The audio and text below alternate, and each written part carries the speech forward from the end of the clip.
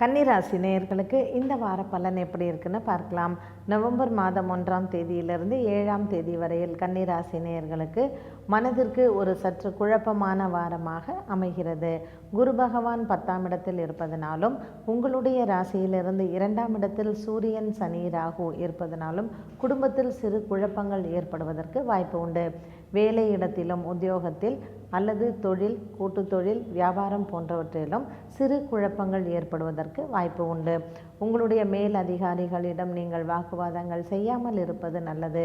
அரசாங்க உத்தியோகத்தில் இருப்பவர்கள் சற்று அரசாங்கத்தினால் உங்களுக்கு ஏதாவது தொந்தரவு வந்தாலோ, அரசாங்கத்தினால் ஏதாவது உங்களுக்கு தண்டனை ஏற்படக்கூடிய சூழ்நிலைகள் உருவானாலும் இதற்காக பெரிதும் மனம் வருத வேண்டாம். இந்த வாரம் மட்டுமே உங்களுக்கு குரு பகவான் மற்றும் சூரியன் சனி ராகுவினால் சற்று மனக்குழப்பங்கள் ஏற்படுவதற்கு வாய்ப்பு உண்டு. அதனால் இந்த வாரத்தில் ஏதாவது ஒரு நாள் உங்களுடைய குலதெய்வத்தை தியானம் செய்வதோ அல்லது குலதெய்வத்திற்கு சென்று நீங்கள் பரிகாரம் செய்து கொள்வதோ அல்லது பிரார்த்தனை செய்து கொள்வதோ இந்த வாரத்தில் சால சிறந்ததாகும். கன்னிராசியில் இருக்கும் உத்திரம், ஹஸ்தம், சித்திரை இந்த நட்சத்திரக்காரர்களுக்கு, உத்திர நட்சத்திரக்காரர்களுக்கு சூரியனால் பாதிப்பு அதிகம் ஏற்படலாம். ஹஸ்த நட்சத்திரக்காரர்களுக்கும் மற்றும் சித்திரை நட்சத்திரக்காரர்களுக்கும் பாதிப்புகள் குறைவாகவே இருக்கும். அதனால் உத்திர நட்சத்திரக்காரர்கள் சூரியனுக்கு பரிகாரம் செய்வதோ அல்லது சப்தமி திதியன்று சூரிய பகவானுக்கு அர்ச்சனை செய்தால் உங்களுக்கு இருக்கும் மனக்குழப்பங்கள் மற்றும் குடும்பத்தில் அமைதியும் ஒற்றுமையும் ஓங்குவதற்கு இது வழி செய்து கொடுக்கும். அமாவாசை தினத்தன்றிலிருந்து 7ஆவது நாள் சப்தமி திதியன்று குறிப்பாக உத்திர நட்சத்திரக்காரர்கள் சூரிய பகவானுக்கு நீங்கள் அர்ச்சனை செய்து வந்தால் இந்த மாதம் முழுவதுமே மனதிற்கு சந்தோஷமான மாதமாக நீங்கள் மாற்றி அமைத்து கொள்ளலாம். சூரியன் இந்த மாதம் ஐப்பசி மாதம் முழுவதும் துலா ராசியில் பிரவேசம் செய்வதால் உடல் நல கோளாறுகள் மட்டுமல்லாமல் சூரியன் சனி ராகுவுடன் சேர்ந்து இருப்பதனாலும் குடும்பத்தில் சற்று ஒற்றுமை குறைவது கன்னிராசி நேயர்களுக்கு இருக்கும். இது உத்திர நட்சத்திரக்காரர்களுக்கு அதிகம் பாதிக்கலாம். குழந்தைகளினால் பெருமை சேரும், குழந்தைகளின் கல்வி சிறக்கும், பெரியவர்களின் மருத்துவ செலவுகள் குறையும். இந்த வாரம் சற்று நீங்கள் வாக்குவாதங்களை தவிர்ப்பது நல்லது.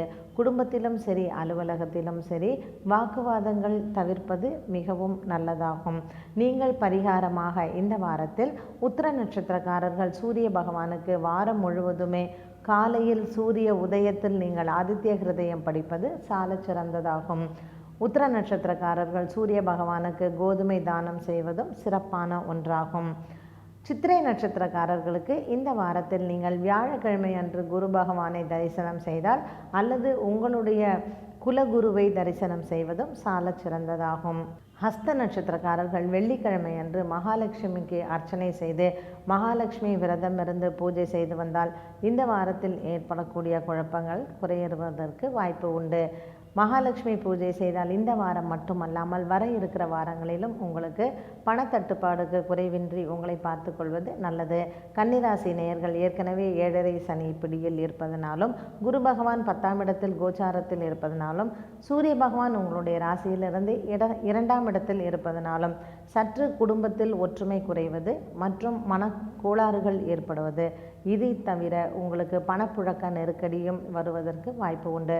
அதனால் கன்னிராசி நேயர்கள் இந்த மாதம் ஆரம்பத்திலேயே, அதாவது நவம்பர் மாதம் 1ஆம் தேதி 2ஆம் தேதி அமாவாசை தினத்தன்று குலதெய்வத்தை பிரார்த்தனை செய்வதோ அல்லது சிவபெருமானுக்கு சென்று அர்ச்சனை செய்து வருவதும் சால சிறந்த ஒன்றாகும்.